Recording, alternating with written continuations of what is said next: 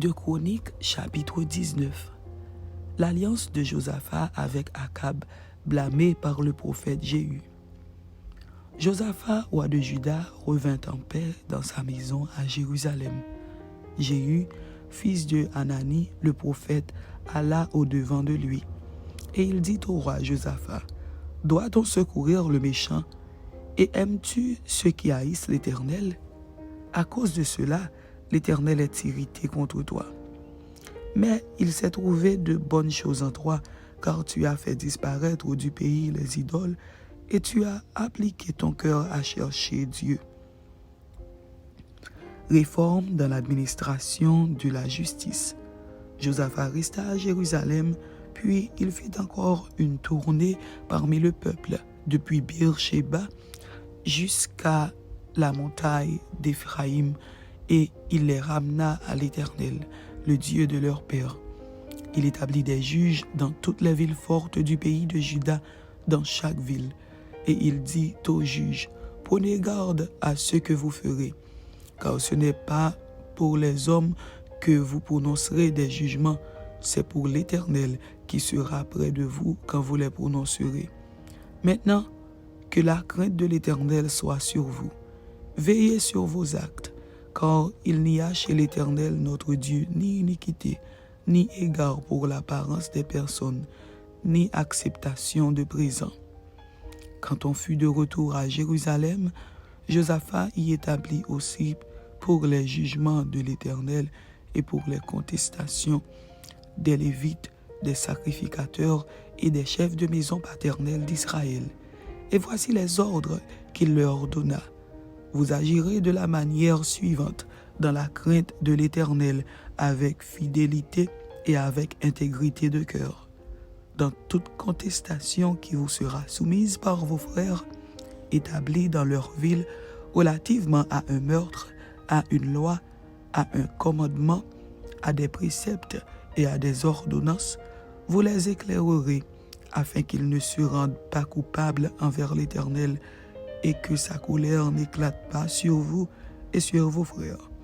C'est ainsi que vous agirez, et vous ne serez point coupables. Et voici, vous avez à votre tête Amaria, le souverain sacrificateur pour toutes les affaires de l'Éternel, et Zébadia, fils d'Ismaël, chef de la maison de Juda, pour toutes les affaires du roi. Et vous avez devant vous des Lévites comme magistrats. Fortifiez-vous et agissez, et que l'Éternel soit avec celui qui fera le bien.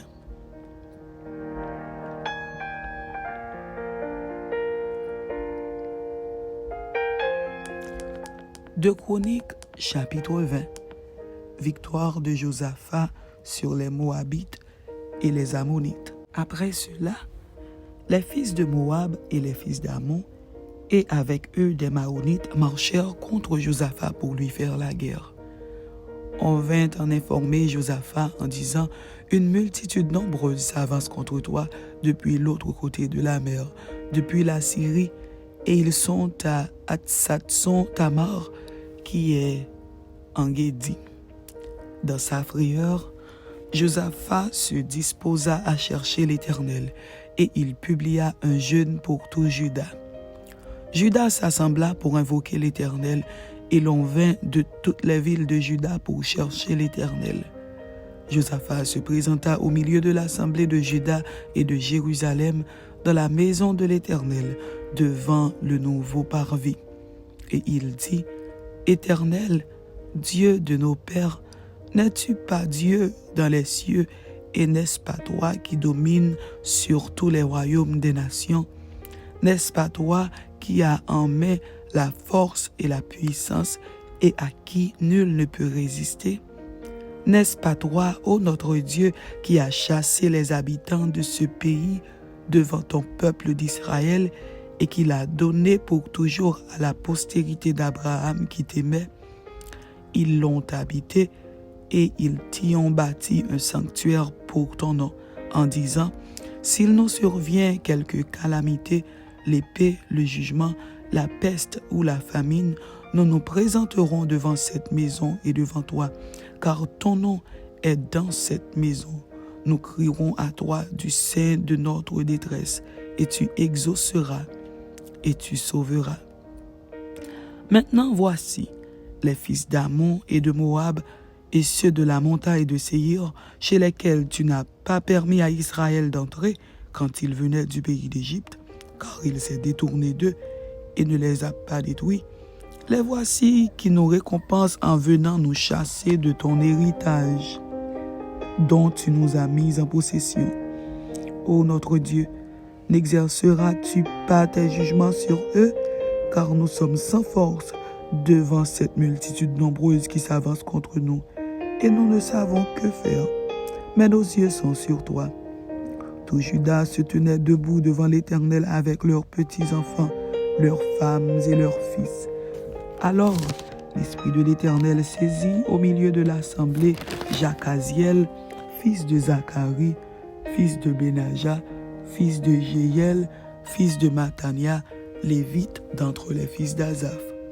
Et Jacaziel dit, « Soyez attentifs, tous Juda et habitants de Jérusalem, et toi, roi Josaphat, ainsi vous parle l'Éternel, ne craignez point, et ne vous effrayez point devant cette multitude nombreuse, car ce ne sera pas vous qui combattrez, ce sera Dieu.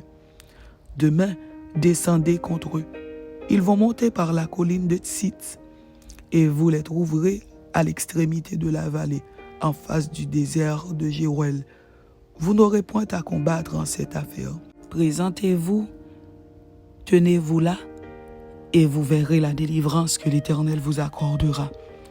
Juda et Jérusalem, ne craignez point et ne vous effrayez point. Demain, sortez à leur rencontre, et l'Éternel sera avec vous. » Josaphat s'inclina le visage contre terre, et tout Juda et les habitants de Jérusalem tombèrent devant l'Éternel pour se prosterner en sa présence. Les Lévites d'entre les fils des Kéatites et d'entre les fils des Coréites se levèrent pour célébrer d'une voix forte et haute l'Éternel, le Dieu d'Israël. Le lendemain, ils se mirent en marche de grand matin pour le désert de Tekoa. À leur départ, Josaphat se présenta et dit, « Écoutez-moi, Juda et les habitants de Jérusalem, confiez-vous en l'Éternel votre Dieu, et vous serez affermis.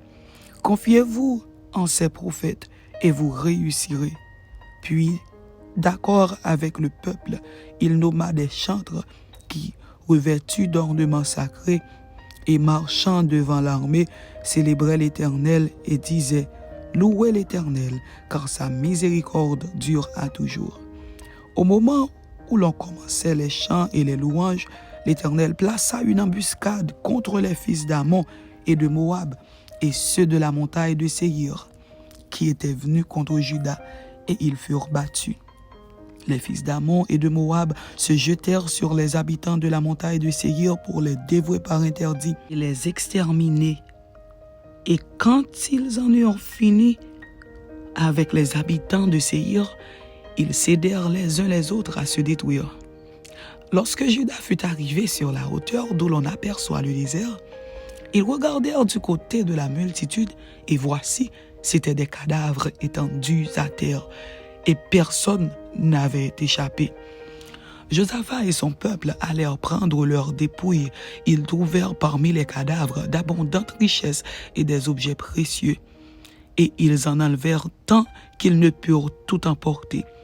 Ils mirent 3 jours au pillage du butin, car il était considérable. Le 4e jour, ils s'assemblèrent dans la vallée de Beraka, où ils bénirent l'Éternel. C'est pourquoi ils appelèrent ce lieu vallée de Beraka, nom qui lui est resté jusqu'à ce jour. Tous les hommes de Juda et de Jérusalem, ayant à leur tête Josaphat, partirent joyeux pour retourner à Jérusalem, car l'Éternel les avait remplis de joie en les délivrant de leurs ennemis. Ils entrèrent à Jérusalem et dans la maison de l'Éternel au son des luttes, des harpes et des trompettes. La terreur de l'Éternel s'empara de tous les royaumes des autres pays lorsqu'ils apprirent que l'Éternel avait combattu contre les ennemis d'Israël. Et le royaume de Josaphat fut tranquille, et son Dieu lui donna du repos de tous côtés. Fin de son règne. Josaphat régna sur Juda, Il avait 35 ans lorsqu'il devint roi et il régna 25 ans à Jérusalem. Sa mère s'appelait Azuba, fille de Shilchi. Il marcha dans la voie de son père Asa et ne s'en détourna point, faisant ce qui est droit aux yeux de l'Éternel. Seulement, les hauts lieux ne disparurent point, et le peuple n'avait point encore le cœur fermement attaché au Dieu de ses pères. Le reste des actions de Josaphat, les premières et les dernières, cela est écrit dans les mémoires de Jéhu, fils de Hanani, lesquels sont insérés dans le livre des rois d'Israël. Après cela, Josaphat, roi de Juda, s'associa avec le roi d'Israël, Akazia, dont la conduite était impie. Il s'associa avec lui pour construire des navires destinés à aller à Tarsis, et ils firent les navires à Edjon-Géber.